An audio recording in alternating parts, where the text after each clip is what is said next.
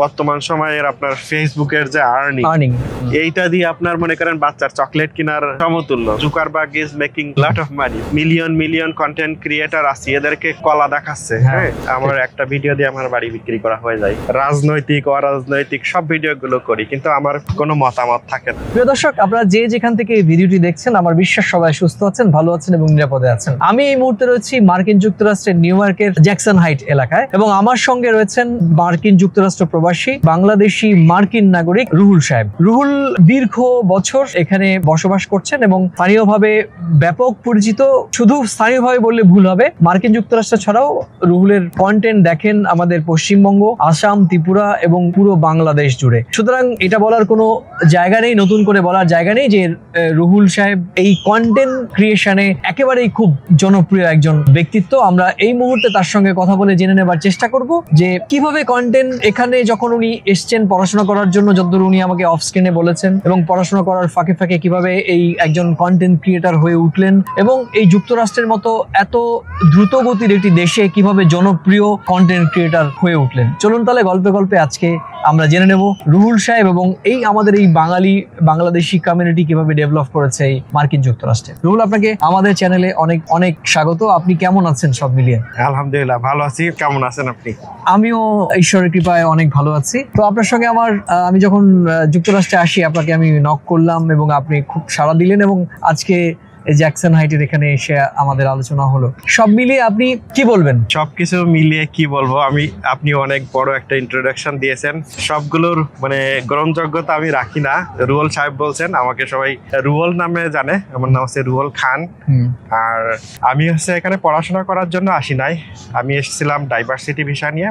যদিও আমার এখানে পড়াশোনা করার দরকার ছিল না, আমি বাংলাদেশি স্টুডেন্ট ছিলাম, তো সেই সুযোগটা আমি এখানেও কাজে লাগাইলাম। যে আমাকে তো এখন যদি আমি কাজের ভিতরে ঢুকে যাই, তাহলে আমার জীবনের একটা পার্ট মিসিং হয়ে যাচ্ছে, তাই না? আমার যারা ভাইরা আছে তারা গ্রাজুয়েশন করবে, আমার থেকে হায়ার লেভেলের এডুকেশন তাদের থাকবে, তাই না? তো আমি চিন্তা করলাম না, আমাকেও কষ্ট হইলেও এখানে গ্রাজুয়েশন করতে হবে, তো সেটা করেছি। আর ফাঁকে ফাঁকে তখন থেকে আমি টুকটাক ভিডিও বানাইতাম। প্রথম দিকে জিনিসটা মনে করেন, আমি যখন ভিডিও বানাইতাম, এখানে কয়েকটা বিষয় আছে যে আমি ভিডিও বানাচ্ছি না, তো বেশি লোকজনে দেখছে না, হয়তো 10 জন 20 জন লোকজনে দেখছে, তাতে আমি কিন্তু খুশি ছিলাম। তখন তো মনে করেন কি, আমার আসলে ভিডিও করার প্রাথমিক কোনো অভিজ্ঞতা ছিল না। আমি কোনো টিভি চ্যানেলে কাজ করি নাই, ইতিপূর্বে কোনো ইউটিউব চ্যানেলে অথবা কোনো ফেসবুকে। তো আমি মাঝে মধ্যে ছোটখাটো করে ভিডিও করতাম, আমিও দেখতাম, কিছু দর্শকও দেখতো, আমার বেশ ভালো লাগতো। কিন্তু আমার এই ভিডিওগুলো দেখলাম যে আমি করার 1 মাস 2 মাস পরে প্রচুর পরিমাণে লোকজন দেখছে। তখন এত কমেন্টস, লাইকস, মানে এটা আমাকে কিন্তু অনেক ভালো লাগিয়েছে, উদ্বুদ্ধ করছে। তো তখন আমি যখন এটা ফিল করলাম, এর ভিতরে আস্তে আস্তে করতে করতে আমার গ্রাজুয়েশন শেষ হয়ে গেল। আমি কিন্তু এটা ধরে রাখলাম। তখন বিভিন্ন জায়গাতে যাইতাম, নতুন নতুন জায়গা আবিষ্কার করতে থাকলাম। যে নিউ ইয়র্কে মানুষ যদি ভ্রমণে আসে, কোন জায়গাগুলো বেশি পছন্দ করে, বিশেষ করে মনে করেন টাইম স্কয়ারে তো সবাই যায়, তারপর central park, stars of liberty, এগুলো কমন জিনিস। এর বিল্ডিং, হ্যাঁ, এম্পায়ার স্টেট বিল্ডিং আপনি যেটা বলতেছিলেন, এগুলো কমন জিনিস, এগুলো সবাই যায়। এর বাইরে আরো কি কি সিক্রেট জায়গা আছে যেগুলো মানুষ সচরাচর যায় না, সেগুলো আমি যেতে থাকলাম। যেমন মনে করেন গভর্নর আইল্যান্ড সহ বিভিন্ন জায়গাতে তো মানুষ প্রচুর পরিমাণে ভিউ করতে থাকলো, আর আমি কন্টেন্ট বানিয়েতেই থাকলাম। এখনো বানিয়ে যাচ্ছি, কিন্তু পূর্বের তুলনায় কিছুটা আপনার কম বানাচ্ছি, কারণ আমি এর ভিতরে আর একটা জিনিস অ্যাড করেছি। যেমন মনে করেন, আমি গত 1 বছর হয়ে গেছে আমি রিয়েল এস্টেট এজেন্ট হিসেবে কাজ করতেছি। বাসা বিক্রি করা এবং কেনা, এটা আমি লাইসেন্স নিয়েছি। আমি অনেক মানুষের বাসা কিনে দিয়েছি, বিক্রি করে দিয়েছি। আর আমার ক্ষেত্রে এই কাজটি করা খুবই সহজ, বিকজ হচ্ছে যে আপনি মানুষের সঙ্গে যোগাযোগ আপনার এমনি রয়েছে। একটা মজার জিনিস বলি এইখানে, জানেন আপনি অনেকে বাড়ি মনে করেন 6 মাস 1 বছর বিক্রি করতে পারে না। অনেকে তখন থিঙ্ক করে, কেন আমার বাড়িটা বিক্রি হচ্ছে না, তখন আমাকে কল করে যে রোল আমার বাড়িটা বিক্রি করে দাও। দেখা যায় আমি তার বাড়িটা 2 সপ্তাহ 3 সপ্তাহের ভিতরে বিক্রি করে দিয়েছি। বিকজ এই যে আমার টুকিটাকি কমিউনিটির লোকজন কিছু চেনে, তো আই ফিল প্রাউড।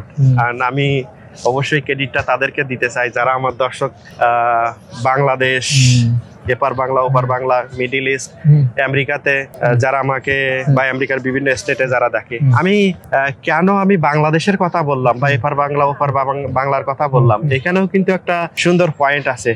মনে করে কি, অনেকেই মনে করে যে আমেরিকার বাইরে দেখলে এগুলো মানে গুনার ভিতরে আসে না। আপনি জানেন আমরা যারা আমেরিকাতে থাকি আমরা এই কন্টেন্ট গুলো এইখানে তৈরি করি, কিন্তু আমাদের বাংলাদেশে দেখলো, কলকাতাতে দেখলো হয় কি, আমাদের যারা আত্মীয় স্বজন এখানে থাকে এরা কিন্তু কাজের মধ্যে এত বিজি থাকে এই কন্টেন্ট গুলো সচরাচর দেখা হয় না, তারা দেখতে পায় না। তো উনার আত্মীয় স্বজনরা দেখে ওখানে বসে যে আজকে একটা রুল একটা বাড়ি দেখাইছে, তুমি তো বাড়ি কিনতে আমার সাথে বলছিলা, তখন ওই লিঙ্কটা একে পাঠাই। অথবা মনে করেন নিউ ইয়র্কে একটা ঘটনা ঘটছে, এই বেচারা কিন্তু জানে না, তো ও এখান থেকে লিঙ্ক পাঠাচ্ছে, এই জানো তোমাদের এইখানে তো আজকে এই ঘটনা ঘটে গেছে, তুল কালাম হচ্ছে। তো দেখা যায় এখানে যে ভদ্রলোক থাকে, সবার কথা বলছি না, অনেক সময় এখানে আপনি আসছেন, এখন আপনি বুঝতে পারছেন সবাই কাজের চাপে থাকে যে এই ঘটনাটা ঘটছে, তো ও ওই বাংলাদেশে বসে থাকে আমেরিকান, তাকে কিন্তু এই ঘটনাটা বলছে, তাই নাকি এই ঘটনা ঘটছে। তো এইভাবে এই জন্য আমি যারা আমার আমেরিকার বাইরে বহির্বিশ্ব থেকে যেই থেকে দেখেন, আমি সবাইকে সমান চোখে দেখি। রাইট, এটা তো আপনি একদিকে ইউটিউবিং দিয়ে শুরু করলেন এবং তারপর আপনি এখন নতুন একটা বিজনেস কমিউনিটি ডেভেলপ করলেন এবং 1 বছর আপনি বলছেন যে সেটাতেও মোটামুটি অনেকটাই সাকসেস। এই দুটো জনপ্রিয়তা আপনি একটা জায়গাতে এনে এই মুহূর্তে দাঁড়িয়ে আপনার মনে হয় যে আপনি কোনটাকে বেশি প্রিভিলেজ দেবেন, ইউটিউবিং না ব্যবসা, না দুটোকেই একসঙ্গে চালাতে চাইছেন? এখানে আমি দুইটাকেই প্রাধান্য দিচ্ছি, কারণ যেখান থেকে আমার লোকজনের চেনে সেটা তো আর আমি ছেড়ে আসতে পারি না, প্রথম কথা। দ্বিতীয় কথা হচ্ছে এই যে আমি যদি এই প্ল্যাটফর্মটা ছেড়ে দেই তাহলে কিন্তু আমার বিজ্ঞাপন করার জায়গাটা থাকলো না। একটা বাড়ি আমি তো মুখে মুখে 10 জনকে বলতে পারবো, তাই না? আর আমি একটা ভিডিও বানাইলে আমি 10 লাখ মানুষকে দেখাইতে পারি, আমার ক্রেতা লাগবে একজন। তো আমার একটা ভিডিও দিয়ে আমার বাড়ি বিক্রি করা হয়ে যায়, আলহামদুলিল্লাহ। বাহ, এবার আসি আপনার কমিউনিটিতে। আপনার তো সম্পর্ক দেখলাম যে বেশ আপনি ব্যাপক জনপ্রিয়। আপনি জ্যাকসন হাইটে আমি আস্তে আস্তে অন্ততপক্ষে অ্যাটলিস্ট 10 জনের মধ্যে প্রায় 8 জনই আপনাকে চেনেন। আপনি অতটাই জনপ্রিয়। এই জনপ্রিয়তা আপনি কিভাবে উপভোগ করেন?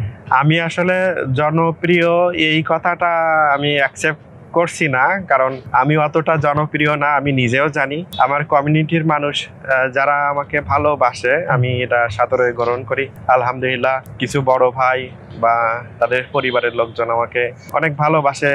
আর পাশাপাশি আমি কিন্তু রাজনৈতিক অরাজনৈতিক সব ভিডিওগুলো করি, কিন্তু আমার কোনো মতামত থাকে না, বুঝতে পারছেন? আমি জাস্ট সেখানে যাই এবং পরিবেশটা তুলে ধরার চেষ্টা করি। পারতপক্ষে ওখানে যারা থাকে আমি তাদেরকে জিজ্ঞাসা করি যে এখানে কি হয়েছে, তোমরা কেন আসছো।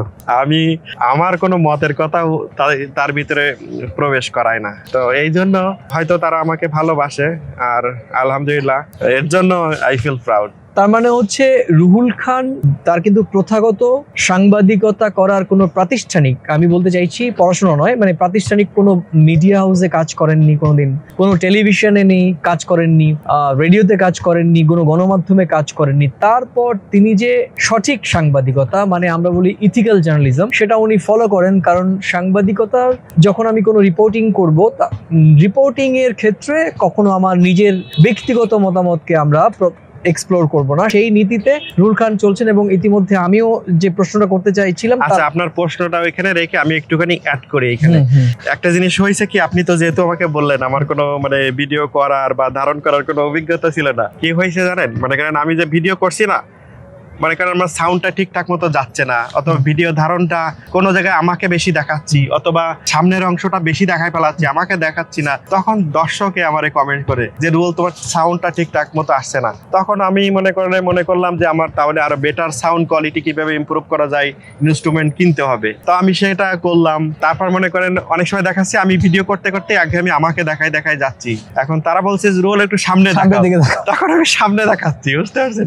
মূলত এই দর্শকরাই আপনাকে শিক্ষক, দর্শকই আপনাকে আমার শিক্ষক, মানে দর্শক অসাধারণ। মানে অনেক সময় দেখা যাচ্ছে আমি একটা জিনিস কথা বলতেছি তো ওইটা নিয়ে বলতেছি, তো ওনারা আমাকে জিজ্ঞাসা করছে যে ওই ব্যাপারটা কি হইলো, আজকে তুমি যে সামনে ঘটনা দেখলে ওটার ফিনিশিং কি হইলো, তখন আমি ওটার ফিনিশিং দিচ্ছি। মানে আমার তো বলছি না আমাদের কোনো অভিজ্ঞতা নেই, কিন্তু আমার দর্শক যে আমার সমস্ত ক্রেডিট দর্শকের। অবশ্যই Believe me.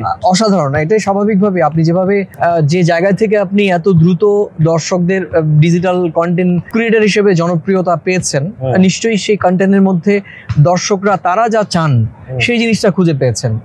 রুহুল খান, প্রিয় দর্শক, আপনারা দেখছেন প্রথম কলকাতা এবং আমার সঙ্গে আজকের অতিথি রুহুল খান। যারা আমাকে প্রথম দেখছেন আমি বলে রাখি, আমার চ্যানেলের নাম আছে Ruhul Khan USA. YouTube, Facebook, Instagram, TikTok. আমার চ্যানেলে 10 লক্ষের বেশি ফলোয়ার আছে। মানে গতকালকে 1 মিলিয়ন ফলোয়ার ফিল আপ হয়েছে। টোটালি আমার 2 মিলিয়নের বেশি ফলোয়ার আছে, কিন্তু এককভাবে কোনো চ্যানেলে ছিল না। এই জন্য আমি মনে করেন একটু খারাপ লাগতো যে আমি এত অনুষ্ঠানে যাই, এত অনুষ্ঠান করি, আমার কোনো চ্যানেলে 1 মিলিয়ন পূর্ণ হয় নাই। তো গতকালকে আমার রুহুল খান ইউএসএ ফেসবুক পেজে 1 মিলিয়ন পূর্ণ হয়েছে। যারা ফলো করে আছেন সবাইকে ধন্যবাদ জানাচ্ছি। আর দাদা যেখানে ছিলেন কন্টিনিউ করেন। এবং আমরা প্রথম কলকাতার পক্ষ থেকে, আপনারা জানেন প্রথম কলকাতা শুধু প্রথম কলকাতাই নয়, প্রথম কলকাতার সঙ্গে আমার আরো 6টি চ্যানেল রয়েছে, যেটি আমি বিশ্বাস করি এবং দর্শকদের কাছ থেকে যে আমি ফিডব্যাক পেয়েছি তাতে প্রথম কলকাতা, বাংলাদেশ, আমাদের ভারত, আসাম, ত্রিপুরা, ভারতের বিভিন্ন রাজ্য বাংলা ভাষাভাষী এবং অবশ্যই মার্কিন যুক্তরাষ্ট্রের বিভিন্ন স্টেটে প্রবাসী বাংলাদেশি ভারতীয় বাংলা ভাষাভাষীদের কাছে জনপ্রিয়। এবং তাদেরকে বলবো, আজকে আমার চ্যানেলের মাধ্যমে যে দর্শকরা দেখছেন তাদেরকে বলবো, আপনারা ইউএস সম্পর্কে, ইউএস এর বাংলাদেশি বা বাংলা ভাষাভাষীদেরকে নিয়ে যদি দেখতে চান, বা ইউএস সম্পর্কে এখানে যে ও নিজেই একজন রিয়েল এস্টেটের ব্যবসা হিসেবে কাজ করেন, সে জাতীয় যে তথ্য আপনারা যদি জানতে চান তাহলে অবশ্যই রুহুল খান ইউএসএ দিয়ে সার্চ করলে আপনারা ওর যে সামাজিক যোগাযোগ মাধ্যমে যে কটা প্ল্যাটফর্ম আছে সেখানে আপনারা পেয়ে যাবেন। এবং অবশ্যই বলবো যে আপনারা যদি এই সংশ্লিষ্ট তথ্য জানতে চান নিশ্চয়ই আপনি চ্যানেলটি সাবস্ক্রাইব করবেন, কারণ তথ্য জানার বিকল্প নেই। সমৃদ্ধ হতে হলে আপনাদের অবশ্যই চ্যানেলটি সাবস্ক্রাইব করতে হবে। তো রুহুল, আমি আপনাকে আরেকটু বলছি যে আপনি তো এই যে বললেন যে জিনিসটা যে আপনি পলিটিক্যাল নিজের মতামত আপনি কখনোই এক্সপ্লোর করেন না, বলেন না, এবং সেই কারণে হয়তো দর্শক আপনি পছন্দ করেন। আমি দেখেছি নিজে আমি আপনার চ্যানেলে বা স্পেসিফিক আপনাকে বলতে আপনার দর্শক আমি আপনাকে আপনি বিভিন্ন কন্টেন্ট করেন, বিশেষ করে সম্প্রতি যে ঘটনাগুলো ঘটেছে, বিভিন্ন পলিটিক্যাল ইভেন্ট আমরা নিউ ইয়র্কে দেখেছি যে এসেছে, আপনি লাইভ দিয়েছেন অনর্গল সুন্দর করে, আপনি সুন্দর মিষ্টি খুলনার আঞ্চলিক ভাষায় আপনি বলেন এবং আমার তো খুব ভীষণ মিষ্টি লাগে। তো এটা এই গত 1-1.5 বছরের এখানকার রাজনৈতিক সিনারিও কিভাবে কোন ইভেন্ট আপনি কভার করেছেন, আপনার কোনো অভিজ্ঞতা যদি আপনি আমার দর্শকদেরকে বলেন। প্রথমে আমার কন্টেন্ট গুলো অধিকাংশ হচ্ছে বাইরে। এই যে আমি বসে কন্টেন্ট করতেছি না, এটা মনে করেন আমার দর্শক মনে করেন প্রায় মানে দেখেই না বললেই চলে। আমার কন্টেন্ট অধিকাংশ সময় বাইরে যেতে মানুষের সাথে ইন্টারভিউ টাইপের, অথবা মনে করেন কোনো পলিটিক্যাল, এখানে বিএনপি, আওয়ামী লীগ, জামাত। আমি রিসেন্টলি আপনি যেগুলো বলছেন আমাকে জানতে চেয়েছেন, সেটা হচ্ছে রিসেন্টলি আপনি জানেন যে জাতিসংঘে আমাদের তত্ত্বাবধায়ক সরকারের প্রধান উপদেষ্টা ডক্টর মোহাম্মদ ইউনূস, তারপর বিএনপির আপনার মির্জা ফখরুল ইসলাম আলমগীর, জামাত ইসলামের তাহের, এবং রিসেন্ট আপনার এই মুহূর্তে শফিকুর রহমান আসছেন। আমি আলহামদুলিল্লাহ সকল প্রোগ্রামে যাই এবং সেখানে কি হচ্ছে, যেহেতু আপনি আমার ভিডিও দেখছেন, দর্শকরাই দেখে থাকে, তো এটা আর না বলি। মনে করেন আমি সেখানে যে সেগুলো তাদের মতামত নিয়ে কেন আসছেন, কি হচ্ছে, আপনার কি চাওয়া পাওয়া কি, এগুলো আমি দর্শক তারা যা বলেন সেটাই আপনি তুলে ধরি এবং সিদ্ধান্ত নেওয়ার মালিক হচ্ছে জনগণ, দর্শক, তারাই সিদ্ধান্ত নেবে। এই হচ্ছে হলো সার্বিক বিষয়। আমি ছোট করব আলোচনা।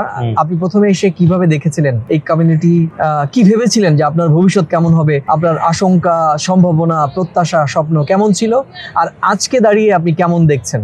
প্রথম দিকে যখন আমি ভিডিও করা শুরু করি সবাই অ্যাপ্রিসিয়েট করে যে তুমি এটা করতেছো, তো ভালো জিনিস করতেছো। কারণ কি, আমেরিকাতে টাইম ইজ মানি। কারোর এতটা সময় নেই যে আপনি সময় নষ্ট করে ওই যে সারাদিন ভিডিও বানাইবেন, এটা এডিট করবেন, আবার আপলোড করবেন, একটা দিনের ব্যাপার। আপনি একটা পরিবার থাকলে মিনিমাম $100 থেকে $150 আপনার বাসা ভাড়া, খাওয়া থাকা খরচ আছে প্রতিদিনই। তো এইখানে আপনার এরকম সময় হয়ে ওঠে না। আমি আমার দেখেছি সমস্যা অনেকেই মনে করেন হয়তো ব্লগ করতে গেছে, তো দেখছে তারা 1 বছর 6 মাস করার পরে ভিডিওগুলো দেখে না। দেখে না এটা বলা ভুল, হয়তো অল্প দেখছে, 10,000, 5,000, 50,000 মানুষ দেখছে। তো এরকম দেখলে আনাফ হয় না। ইভেন বর্তমান সময়ের আপনার ফেসবুকের যে আর্নিং, এইটা দিয়ে আপনার মনে করেন বাচ্চার চকলেট কেনার সমতুল্য। এই জন্য আমি আপনাদেরকে যে ভিডিও করতে হবে আমি এনকারেজ করি না, কারণ Zuckerberg is making money, lot of money, তাই না? সে হচ্ছে এখন মনে হয় দ্বিতীয় না তৃতীয় ধনী, শেষ আছে এলন মাস্কের উপরে টিক্কা দিতে। আর আমরা যারা এই যে মিলিয়ন কন্টেন্ট ক্রিয়েটার আছি, এদেরকে কলা দেখাচ্ছে। হ্যাঁ, তো আপনারা এই দিকে উৎসাহ বোধ করে আবার চ্যানেল খুলে ভিডিও করার কোনো দরকার নাই। আর মনে করেন আপনারা যে যা করছেন সেটাই করুন, মানে যে যা করতেছেন তাই করেন। আমরা মানে আমি আবার বলতেছেন যে মনে করতে পারেন যে রুল তো কেন তুমি ছেড়ে দাও না, তো আমার বিজ্ঞাপনের জন্য এটা আমি ধরে রাখি। আর পাশাপাশি মনে করেন আমি একটা পজিশনে পৌঁছাই গিয়েছি, আমার চ্যানেলের অনেক স্পন্সর আছে, মনে করেন স্পন্সরশিপ আছে, তো সেটা দিয়ে আমি চলতে পারি। পাশাপাশি কিন্তু আমি এইটার পরে নির্ভর করে চলছি না।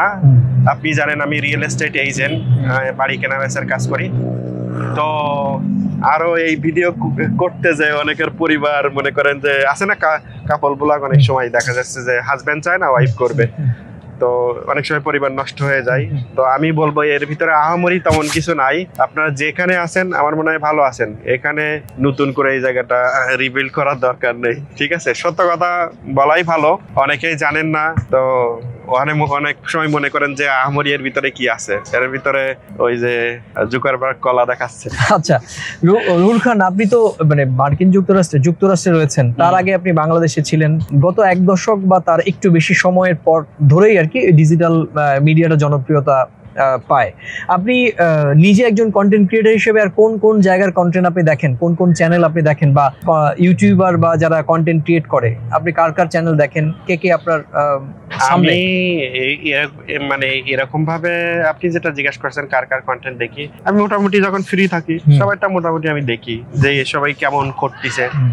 কেউ ভালো কিছু করলে তার থেকে আমি শিখি যে সে কিভাবে কথা বলতেছে। যেমন আপনার কথা আমার বেশ ভালো লাগে, আপনি খুব সুন্দর করে যেরকম ভঙ্গিমা নিয়ে কথা বলেন, এটা সবাই বলতে পারে না এবং আমারও বলা হয় না। আপনি অনেক সুন্দর করে কথা বলেন, ভালো লাগে। এবং আপনার যে ভয়েস আছে না, এই ভয়েসটা কিন্তু অনেক কিছু, মানে আপনার একটা দরাজ ভয়েস আছে, বুঝতে পারছেন? মনে হচ্ছে যে আমি একটা কবিতা শুনছি আপনার কথা শুনলে, এরকম সুন্দর একটা আছে। তো অনেকের কন্টেন্ট আমি দেখি।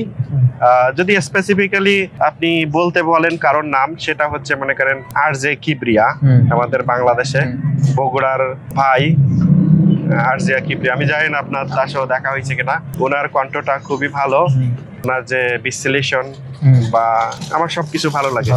আমি ওনার কাছ থেকে ওনার ভিডিও দেখে অনেক কিছু শিখছি। তো কোন একদিন হয়তো ভাইয়ের সঙ্গে দেখা হবে, দেখা হবে। আমি নিশ্চয়ই মানে এই দর্শকদের মাধ্যমে যদি আরজে কিবরিয়া দেখে থাকেন, তাহলে আমি রিকোয়েস্ট করব যে অবশ্যই রুহুল খানের মতো একজন সিরিয়াস কন্টেন্ট ক্রিয়েটর যে বাংলা ভাষা নিয়ে কাজ করছেন বিদেশের মাটিতে দাঁড়িয়ে, আপনার সঙ্গে দেখা করতে চান, নিশ্চয়ই যোগাযোগ করবেন। ওরকম না, কোনোদিন দেখা হয়ে যাবে। আর মনে করেন ভাইকে আমি অনেক শ্রদ্ধা করি, সম্মান করি। কোনোদিন হয়তো দেখা হয়ে যাবে চলতি পথে ইনশাল্লাহ, অথবা এমনও হইতে পারে যে ইউএসএ সেই এরকম ভাবে খুঁজে আপনার ইউএসএ অথবা বাংলাদেশে হইতে পারে।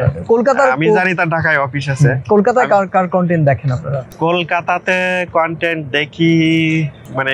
দেখি মোটামুটি, অত বেশিটা দেওয়া হয় না, কারণ কি আপনি জানেন আমি ব্যস্ত সময় পার করি, খুব বেশি দেখা হয় না। তো টুকিটাকি দেখি। ওরকম প্রথম কলকাতা দেখেন, মানে আমাদের কন্টেন্ট দেখেন?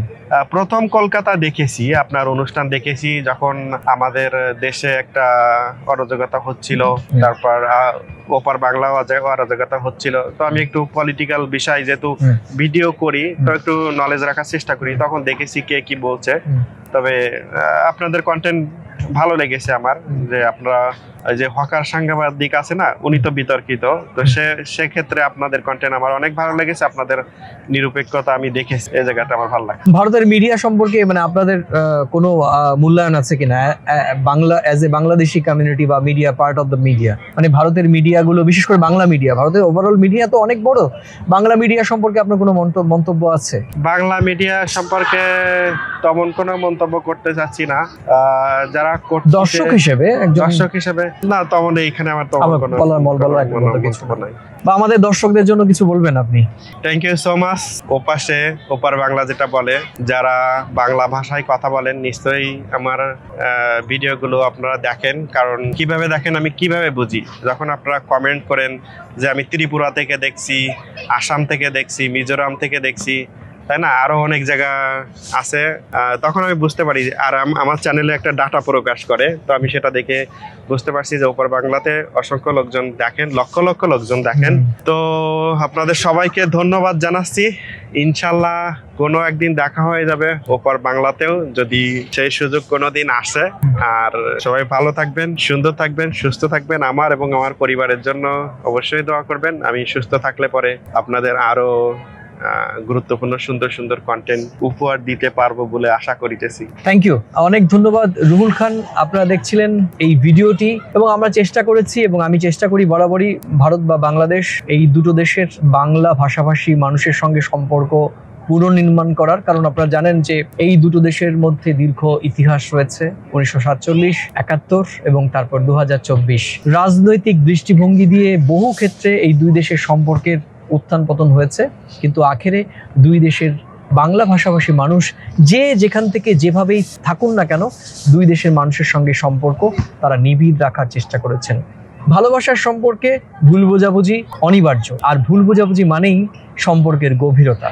এরকমই আমরা চেষ্টা করি সবসময় দুই দেশের মানুষের সঙ্গে সম্পর্ক বিনির্মাণের। আমি যেহেতু মার্কিন যুক্তরাষ্ট্র বা যুক্তরাষ্ট্রের বিভিন্ন রাজ্য ঘুরে বেরিয়েছি, আমি এই মুহূর্তে নিউ ইয়র্কে রয়েছি। আর নিউ ইয়র্কে যেহেতু এসেছি, আর নিউ ইয়র্কের অন্যতম জনপ্রিয় এই কন্টেন্ট ক্রিয়েটার রুহুল খান, তার সঙ্গে আপনাদের আলাপ করিয়ে দিলাম, এবং আমার বিশ্বাস এই ভিডিওটি আপনাদের ভালো লেগেছে। এবং ভিডিওটির কোন অংশের সঙ্গে আপনি সহমত, কোন অংশের সঙ্গে আপনি ভিন্নমত, প্রতিদিনকার মতো এই ভিডিওর তলায় আপনাদের মন্তব্যের কলামে লিখে জানাবেন। আর এই ধরনের ভিডিও দেখতে চাইলে চ্যানেলটি সাবস্ক্রাইব করবেন যদি ভিডিওটি ভালো লাগে। শেষ করার আগ মুহূর্তে আরেকটু কথা বলি। আমাদের সঙ্গে আজকে ছিল সুব্রত আচার্য। তো দাদা এসেছেন, দাদার সাথে কথা বলে অনেক ভালো লাগলো। আর পাশাপাশি আমি এটা বলতে চাই, এটা যে বাংলাদেশ এবং কলকাতার মানুষকে আমি কোনো আলাদা করে দেখি না। আমি বাংলাদেশের মানুষকে যেরকম ভালোবাসি এপাশের মানুষকে। তো সামটাইম হয় কি, এই যে পলিটিক্যাল নেতা যারা আছে তাদেরা কিন্তু এই সাধারণ জনগণকে নিয়ে খেলে। তো পলিটিক্যাল নেতাদের ভালোবাসা আর জনগণকে ভালোবাসা দুই জায়গায় দুইভাবে দেখবেন। সবাই সঠিকটা জেনে, তাই না, তারপর একটা সামনের দিকে স্টেপ বা পদক্ষেপ নেওয়া উচিত। কারণ অনেক সময় দেখা যাচ্ছে আমরা হঠাৎ করে কোনো কিছু দিকে মানে বিভ্রান্ত হয়ে যায়, সত্য যাচাই না করে আমরা যে তোমরা ভালো না আমরা ভালো, আমরা ভালো তোমরা, এটা না করি। তো সবাই ভালো থাকবেন, সুন্দর থাকবেন, সুস্থ থাকবেন। দাদা যেখানে ছিলেন আশা করছি আপনি শেষ করতে যাচ্ছেন। একদম, মানে খুবই তাৎপর্যপূর্ণ যেটা আমি বলে থাকি, এবং আমার দর্শকরা নিশ্চিতভাবে আপনি বুঝতে পেরেছেন রুহুল খান যেটা বলতে চেয়েছেন। সেটা হচ্ছে আমরা দুই দেশের সাধারণ মানুষের সম্পর্ক বরাবরই রাজনৈতিক দৃষ্টিকোণ থেকে বিচার হয়, এবং সে কারণে এই দুই দেশের সাধারণ মানুষের সম্পর্কের মধ্যে উত্থান পতন এটি লেগেই থাকে। আমরা রুহুল খানের কথার সূত্র ধরে বলবো, এই সাধারণ মানুষের সম্পর্ক হোক রাজনৈতিক দৃষ্টিকোণের অনেক ওপরে, অনেক ঊর্ধ্বে। প্রিয় দর্শক, আপনারা ভালো থাকুন, সুন্দর থাকুন এবং নিরাপদে থাকুন। আবার দেখা হবে নতুন কোনো ভিডিও নিয়ে, নতুন কোনো জায়গায়, নতুন কোনো ব্যক্তিকে নিয়ে। থ্যাংক ইউ সবাইকে। আল্লাহ হাফেজ।